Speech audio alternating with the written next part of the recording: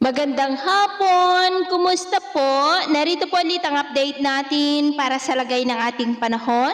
Ngayong hapon po ng February 21, 2025. Sa ngayon po ay bahagya na humina ang epekto ng hanging amihan.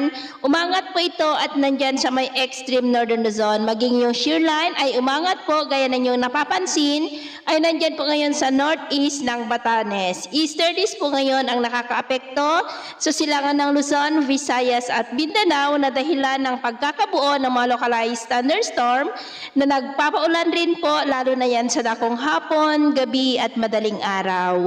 At sa atin po ang long range forecast, consistent pa rin naman po na walang bagyo na namamataan na tatawid po sa ating kalupaan hanggang sa matapos ang buwan na ito ay storm free po tayo.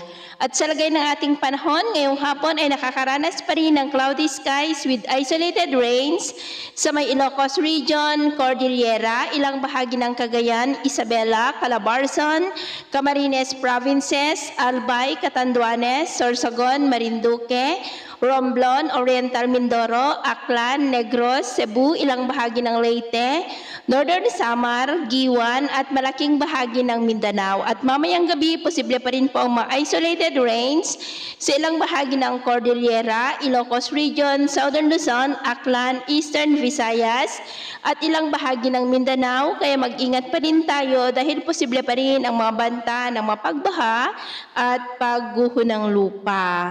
At sa atin naman pong mga baybayin, maalon po ngayon sa silangang baybayin ng ating bansa na ang mga alon dyan ay posible po na aabot hanggang sa 1.8 to 3.5 meters height.